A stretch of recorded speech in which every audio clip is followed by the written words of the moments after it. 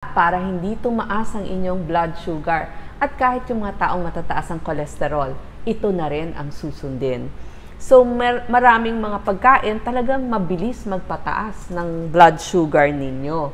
Kasi sa pag-aaral, yung mga pagkain mabilis sa blood sugar, magpataas ang blood sugar, ang resulta, mas gutom ka sa susunod na kain. So, mas marami yung nakakain mo. Pero may mga pagkain na stable lang ang magiging blood sugar mo. Or kaya pag ganun, mas hindi ka gutom. Kasi nagpapataas yun ng leptin eh. Yun yung hormone para hindi ka magutom. Mas bawas yung iyong gutom. Siyempre, yung maiiwasan nating 100 calories, malaking bagay na yon sa nagpapapayat. At siyempre, para hindi tumaba yung ating tiyan. Diba lahat nandito belly fat. So magbibigay ako ng tips para maibaba ang blood sugar. So ito po ang solusyon sa mga taong matataas ang kanilang blood sugar. Number 1, paliwanag ko lang muna, ano ba yung pagkakaiba ng glycemic index sa glycemic load? So gusto natin mababa ang glycemic index, gayon din ang glycemic load. Glycemic index, ito yung mga numero, yung epekto ng blood sugar sa ating katawan. Pero pag sinabi nating glycemic load, yun yung glycemic index at minultiply yun dun sa carbohydrates na kinakain natin kada serving. So gusto natin, ito glycemic load, mababa sa 10. Pag glycemic index, mababa sa 55. So maraming pagkain na mababa. So pwede nyong mas kainin, lalo na yung mga high sa fiber. Katulad ng coconut, yung ibang milk, maganda din sa mga diabetic, mga berries, carrots, yung mga gulay na yan. Keso, pag magpapalaman, peanut butter na lang. Tapos yung mga gulay, mga pampalasa, bawang, sibuyas, kamatis, lahat ng berdeng dahon ng gulay, okay sa inyo yan. Tuturuan ko kayo paano kumain ng meat. Allowed naman ho, hindi talaga bawal. Ituturo ko sa inyo paano ang sekreto.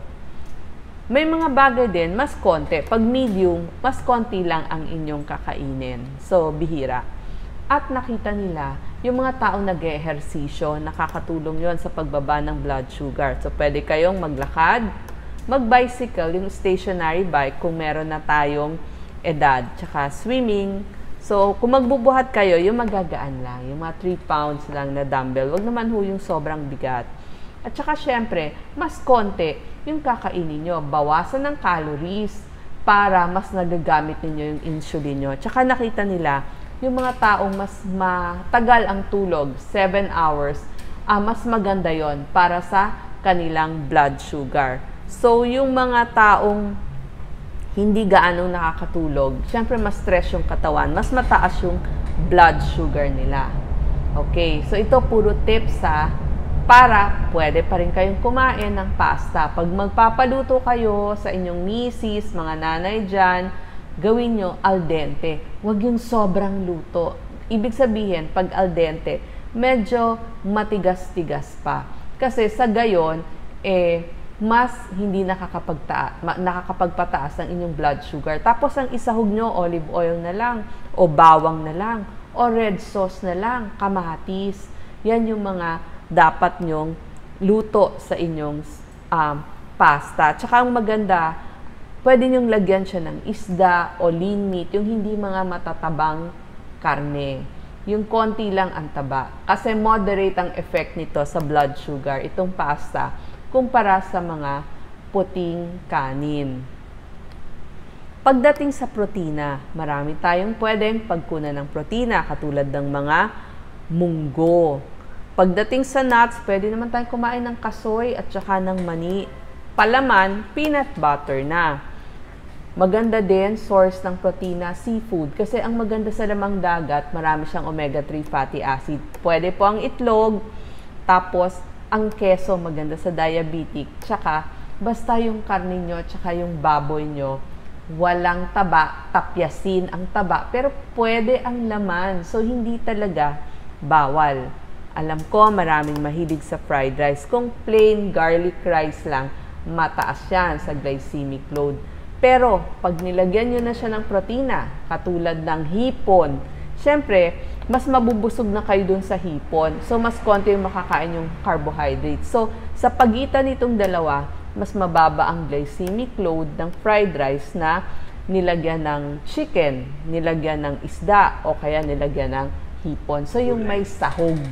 Tapos, pwede din yung mga gulay, katulad ng mga peas. So, yan po yung example. So, hindi kayo kailangan magtakam kasi magagamit nyo pa rin o makakain nyo pa rin ito.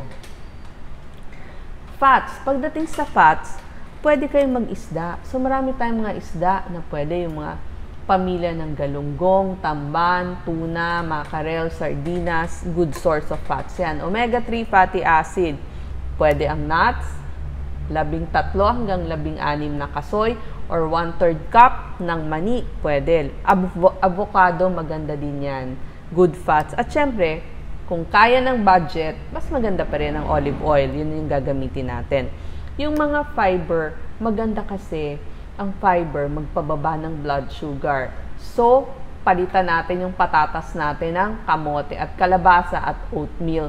Kasi ito yung mga mas matagal ma-absorb. So, yung soluble fiber, siya talaga yung mas nakakapagpababa ng inyong blood sugar. Maganda din ang suka kapag kumakain tayo. Alam nyo, sa paggigisa ng mga repolyo at mga gulay, pwede kayo maglagay ng 1 kutsarang suka. Kasi tumutulong yan sa blood sugar. Tsaka mas nagagamit nyo yung insulin nyo. Yung pag-digest, tamang-tama lang, hindi masyadong mabilis. At syempre, para hindi kayo tumaba. So, yung mga atsarang gulay, nakakatulong yan. Bawasan nyo na lang yung salt pag nag-aatsara. Ang mustard ay gawa rin ho sa suka. So, okay din yan. So, iyan na lang ang ipahid nyo sa mga sandwiches ninyo. Tapos, ang isa pa na tinuturo natin, yung portion. Siyempre, kailangan tamang dami, hindi eat all you can. Pwede nyong tikman, pero tamang dami. Halimbawa, pag gusto nyo ng karne, singlaki nung, alam nyo yung baraha, ganun kalaki lang. Pag gusto nyo ng isda, alam nyo yung kamukha yung tseke, yung, di ba yung isang booklet ng tseke, hanggang ganung karaming isda. Tapos, yung mga pwede pa natin gawin, pag sinabing keso, 4 na slice ng keso, yung parang singlalaki ng dice, 4 na ganon. O kaya naman, pag slice naman yung keso, di ba, nauso yung CD yon, sinlaki ng CD. Maliit na plato lang gamitin nyo para akala mo marami kang nakuha, marami kang kinain, pero maliit naman pala yung plato mo. So, nasa laki, hindi marami. Okay? So, yan yung mga example. Lagi itong kamay ninyo ang inyong sukatan kung gaano karami. Ayan, 4 na. Ito, keso to. 4 na dice. Sabi ko nga, ito sa karne. Itong barahan natin. Yung checkbook, yan yung isda. So, yan yung mga susundan natin. Pag bagel, isang sing laki lang ng lagyanan ng tuna. Parang ganon. Pag pancake, isang CD lang. So, meron tayong mga pwedeng gayahan. Okay? So, sabi ko nga, pag meat, sinlaki lang din ng baraha. Pag fruit, parang sinlaki lang ng baseball. Pag peanut butter palaman, parang sinlaki ng golf ball. So, ganon. 2 kutsara yon. Yan yung mga pwede nyong gamitin. At syempre, merong pag nag-aalmusal tayo, pwede ang kape o tsaa. Plain lang. Lagyan nyo ng low-fat milk, pwedeng with sugar, konting-konting sugar o yung sugar substitute, or kung kaya nyo, alang sugar. Pag tinapay, pwedeng wheat bread, rye bread, sourdough, yan na po yung mga uso ngayon. Pag gusto niya ng palaman, pwede po yung mga turkey breast or lean ham. Di po ba yung mga lean ham ngayon, hiwa-hiwa na yan. So, piliin nyo yung walang gaanong taba. Pwede ho ang saging, pwede ang nilagang itlog. Actually, ito din ang pwede nyong gawing merienda kapag nagugutom kayo.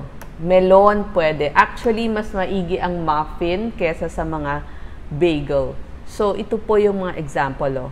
Kapag meron kang wheat bread, palamanan mo ng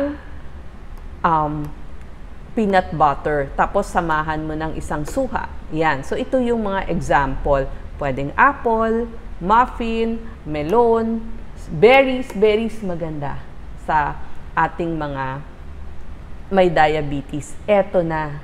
So, yung ref nyo, kung pwede, tubig lang ang inumin dun sa loob. Huwag kung ano-anong matatamis na inumin. Pag talagang gusto nating mag-pizza, fast food, 1 to 2 slices lang ang ating orderin. Pero, para mabusog tayo, mag-order tayo ng side salad, tsaka tubig. Pagdating sa salad dressing, suka at olive oil, tsaka mustard, yan yung mga pwede nyong itimpla pag gumagawa kayo ng salad or pag nag-order, imbes na mayonnaise. At syempre, kapag kakain tayo sa labas, fast food, okay? Pwede po tayo mag-order yung regular single patty ng hamburger. Pwede nyo sabihin mustard, paalis nyo na yung keso at saka yung mayonnaise. Yung iba kasi doble-doble naman ang gusto. Tapos sabihin nyo a la carte. Huwag nyo nang isama yung french fries tsaka yung drink. Kasi nga, yung french fries, napakataas yan sa blood sugar. Meron din naman mga fast food, yung grilled chicken ang palaman. So, pero iba yon, mga Burger King meron nun. Pwede rin ang veggie burger. Marami na hong nag-o-offer ngayon ng veggie burger. Pwede kayong humingi ng mga garden salad. Pag almusal, pwede yung muffin egg muffin, 'di ba? Yung mga McDonald's meron 'yan. Side salad, yogurt, chicken strips. So basta limitahan niyo na lang yung mga maraming palaman. Okay? Iwas sa french fries, milkshakes. Tapos, meron din naman yung mga skinless chicken breast kung meron sana, yung inihaw lang, or yung mga honey barbecue sandwich, garden salad, yan lang ang inyong o-orderin. Kahit nga yung mga ibang fast food, pwede naman yung mga breast part ang inyong orderin, tapos tanggalin nyo na lang yung balot o breadings. Tapos, lagi may side salad, busog. So, hindi naman kayo kailangan mainggit. Allowed pa rin kayo sa fast food. Kung Italian naman ang pinuntahan ninyo, na imbita kayo, pwede naman ang sopas. Unahin mo yung soup para busog ka na. Diba? Tapos yung pasta, sabihin nyo red sauce or kaya olive oil with garlic. Tapos maraming green salad, vinaigrette yung dressing. Yan po yung mga pwede nyong orderin. Sabi ko nga, a la carte para tanggal na to. Kanina nasabi ko yung mga pwedeng inumin, coffee plain, okay? Tanggalin na ho natin yung mga cream, yung mga pangpatamis dyan. Iwas tayo dun sa mga donuts, coffee with cream, milk tea, plain iced coffee. Kung talagang gusto nyo with fat-free milk, syempre gusto nyo naman mag-coffee shop dyan. Pwede din ng soya milk. So, iwas sa cream, chocolate, caramel, at sugar. Pero marami naman tayong pwedeng ipalit. Okay? Katulad dito, may salad. Kita nyo yung mustard, 5 calories lang. So, yan yung mas piliin ninyong pangpahid doon sa inyong mga sandwich. Ito pang itsura ng grilled kesa yung fried na may breadings. So, pwedeng palitan. Tsaa, pwede. Any tsaa, green tea. Wag na hong milk tea. Plain tsaa na lang. Okay? Ito po, mas walang calorie ang tubig. So, pwede ang tubig, plain coffee, tsaa, low-fat milk, okay naman, vegetable juice. Kasi po, yung ibang mga inumin, tulad ng milk tea, ang dami pong sugar. Pagdating sa protina, pwede po ang itlog, isda o lamang dagat. Tapos, yun na nga, itinuro ko na sa inyo. Mamaya, papakita ko sa inyo sa mga nanay na namamalengke, ano yung red meat na pwede nating orderin. Tapos, syempre sa atin, munggo, tokwa, yan yung mga ipalit natin. Okay sa atin, mani at saka kasoy, sabi ko nga. Sa mga namamalengke, ang mga cut na walang taba, solomillo, yung mga tenderloin, tapadera or sirloin, yung mga nandini sa ibabaw. Yan. Kasi pag bandang tiyan, lagi maraming taba. So, yan yung mga Yung mga pecho, marami rin yan eh.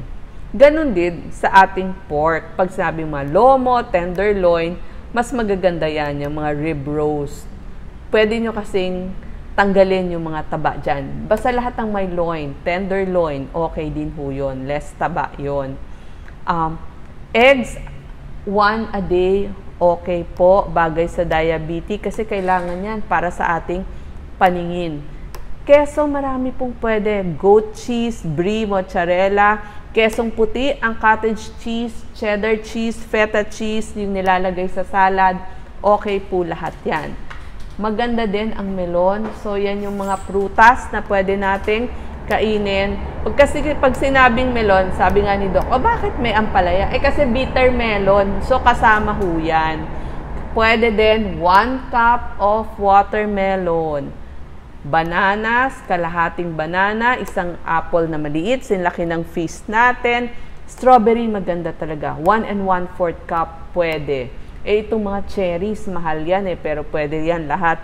1 cup, blackberries, cherries, blueberries. Medyo may kamahalan lang. Laging tanong, pwede ba tayong kumain ng mangga? Yes, pwede po ang mangga sa diabetic. Pwede po yung hilaw o kaya isang pisngi lang ng hinog na mangga. Huwag naman pong anli. So, allow, depende sa dami. So, di ba yung hilaw na mangga, pwede ilagay sa salad. Yung hilaw na mangga, pwedeng gawing pickle. Smoothie, wag nang lagyan ng maraming pangpatamis. Okay? So, pwede naman. Basta half medium size mango. Yung isang pisngi lang. Palaman sa tinapay, egg salad. Pwede, lagyan nyo ng avocado, peanut butter. Ito yung mga walang taba. Ito kasi salmon, mahal yan. Pero yung mga ham, pwede na rin ho yan. Pwede na rin. So, ang dami palang pwede natin kainin. Hindi naman kailangan na papahirapan natin. Itlog na nilaga, laging pwede pag bigla kayong nagutom. Okay? So, yan po ang mga pwede niyong kainin para gumanda ang blood sugar niyo.